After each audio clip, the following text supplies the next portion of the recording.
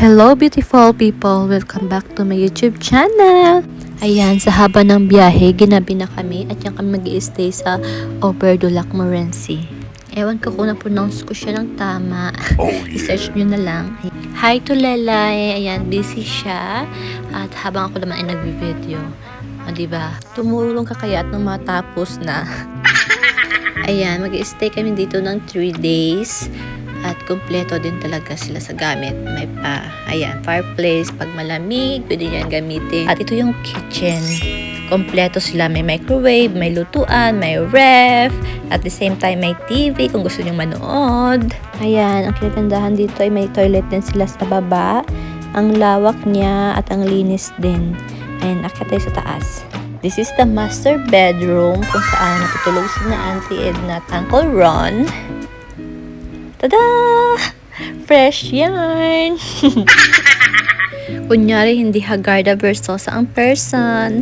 Ayan yung toilet dito sa taas. Spacious din at kompleto sila. So, 10 out of 10 yan. Ayan, this is the second room at may dalawang bed. At chine-check ni Auntie Lelay kung safe ba. Charis. Ayan, try natin kung okay naman yung bed. Ay, malambot siya. In fairness, mapapasarap tayo ng tulog. The next day. Good morning, beautiful people. Ayan, napasarap nga yung tulog namin at alas 8 na kami nagising. Antok pa ang mga person. Ayan, bumaba na si Lelay para mag-prepare ng breakfast at si Uncle Ron naman gumawa ng coffee. Oh, so sweet. Charis. Ayan, labas na lang tayo and let's appreciate the beauty of nature. Ang peaceful. Ang sarap sa pakiramdam na yung mga pinapangarap mo noon, unti-unti natutupad at alam mo yon, prayer is powerful talaga. Kaya thank you Lord for all the blessings. Ayan, ito yung itsura ng aming pinag-stayhan at maganda siyang negosyo. In fairness. Ayan, chinecheck ni Auntie Ed ng kanyang mga lupain. Alam niyo maganda dito sa Canada bumili ng lupa at patayuan ng Airbnb kasi yan talaga yung uso dito at nakadepende din talaga sa lokasyon. An hour later. Hello beautiful people. Hal kami sa resort with Auntie Edna.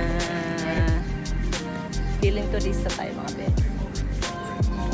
Yan yung outdoor swimming pool nila which is closed. At yung lake din, closed din. At ngayon pa lang talaga sila naghahanda para sa mga summer activities. Ewan ko na lang bakit sila tumatanggap ng guests. Siguro for sightseeing lang muna. As you can see, nagmumuni yung tatlo.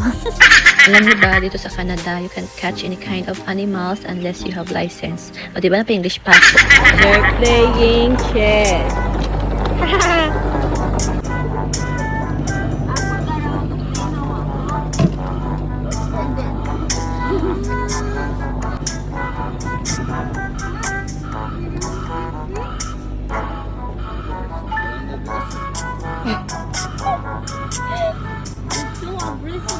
Let me win! What? Yeah! What? No!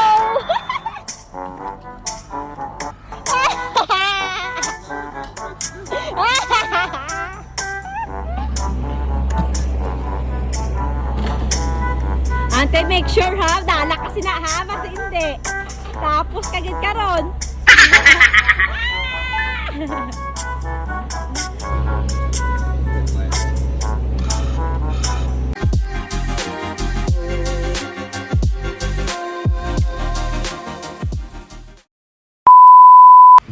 Next stop, Montreal. Ayan. First time namin pareho pumunta dito sa Montreal, kaya samahan nyo kami. Ayan, nandiyan ako sa harap ng Basilica de Notre Dame na binuilt between 1824 and 1829. Very famous to kasi ito yung pinaka-old at malaking Catholic Church dito sa Montreal. Alam nyo ba, nakaka-amaze lang kasi inalagaan talaga nila yung mga prehistoric and archaeological site dito sa Montreal.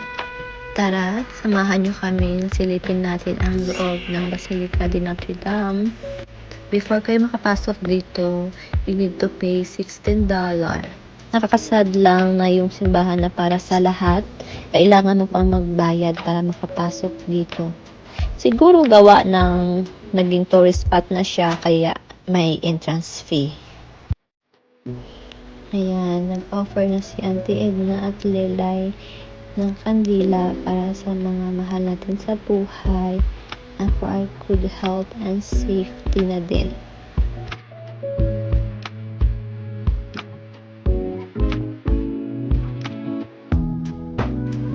Take note, to experience this kind of show, kailangan nyo pang magbayad maliban doon sa entrance fee.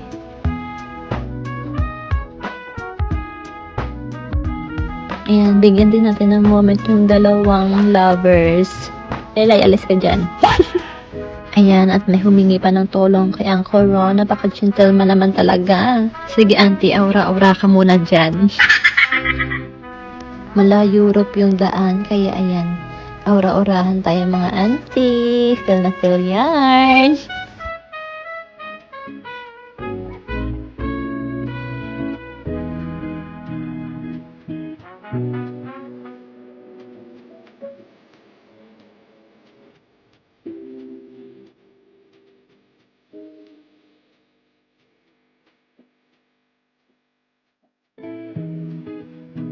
Bago pa matapos ang araw na to, ayan, puntahan natin yung outlook kung saan makikita mo yung kabuuan talaga ng Montreal.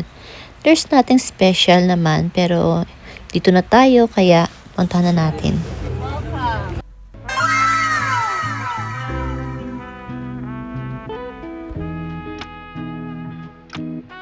Aww, may nagbumuni-muni dito. Ayan. Pati si Auntie Edna, nagmumuni-muni din. Hi, Auntie! Enjoy the view! Looking at.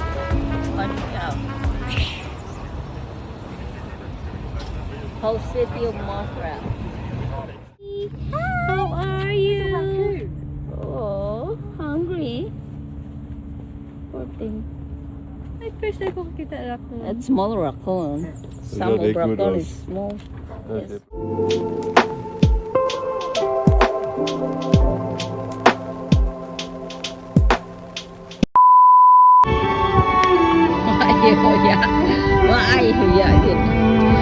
Beauty and the Beast.